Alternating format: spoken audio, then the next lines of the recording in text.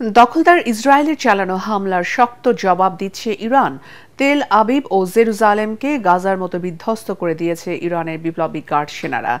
রাতভর মুহুর্মুহু মিসাইল হামলায় বহু ইসরায়েলি নাগরিক হতাহত হয়েছেন।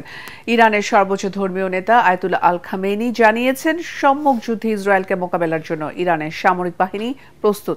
এক্ষেত্রে ইসরায়েলের প্রতি কোনো দয়া দেখানো হবে না বলে হুঁশিয়ারি দেন তিনি। বিস্তারিত শরীফুল ইসলামের প্রতিবেদনে। ওয়ালটন আবারও মিলিয়নিয়ার অফারে ওয়ালটন ফ্রিজ কিনে আপনিও হয়ে যেতে পারেন মিলিয়নিয়ার।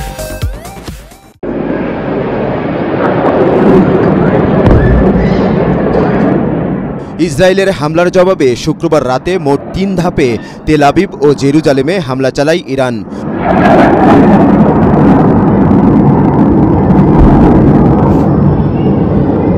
এর মধ্যে কয়েকটি মিসাইল সরাসরি ইসরায়েলের বাণিজ্যিক রাজধানী তেল আবিবে আঘাত হানে।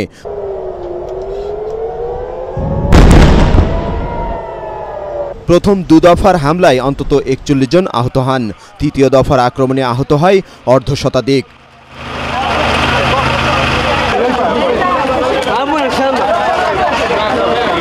ইরানের বিপ্লবী গার্ড সেনাদের বৃষ্টির মতো ছোড়া ক্ষেপণাস্ত্র ইসরায়েলের কেন্দ্রীয় শহর রিশন লেজিওনে এসে পড়ে।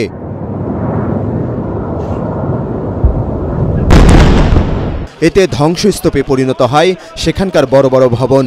আটকে পড়ে বহু ইসরায়েলি। আতঙ্ক ছড়িয়ে পড়ে তেল আবিব জুড়ে।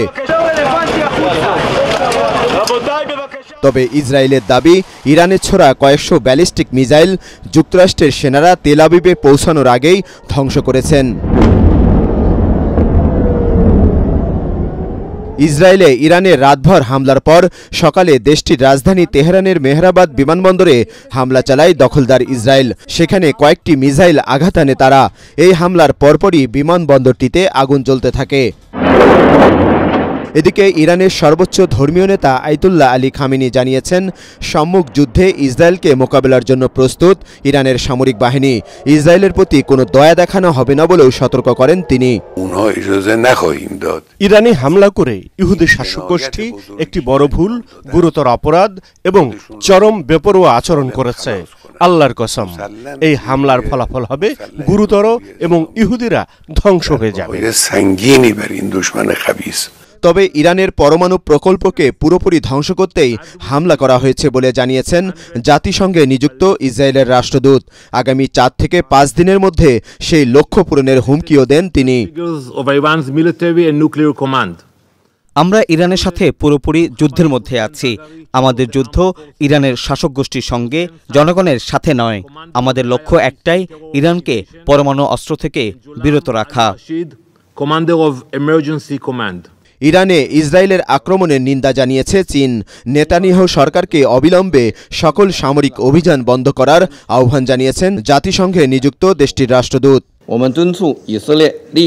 চীন ইরানের সার্বভৌমত্ব, নিরাপত্তা এবং আঞ্চলিক অখণ্ডতা লঙ্ঘনকারী ইসরায়েলের কর্মকাণ্ডের নিন্দা জানাচ্ছে।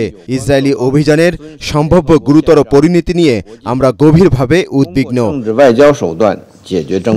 ইরান ইসরায়েল যুদ্ধ থামাতে মধ্যস্থতা করার প্রস্তাব দিয়েছে রাশিয়া। ইরানের প্রেসিডেন্ট মাসুদ পেজেকশিয়ান এবং ইসরায়েলের প্রধানমন্ত্রীর সঙ্গে টেলিফোনে কথা বলেছেন রুশ প্রেসিডেন্ট পুতিন। মধ্যপ্রাচ্য জুড়ে উত্তাপ বাড়ায় জাতিসংঘে নিরাপত্তা পরিষদের জরুরি বৈঠক ডাকা হয় শুক্রবার। ইরান ইসরায়েলের পাল্টাপাল্টি হামলার নিন্দা জানিয়ে উভয় পক্ষকে শান্তি বজায় রাখার আহ্বান জানান জাতিসংঘ মহাসচিব। শরীফুল ইসলাম, এটিএন বাংলা।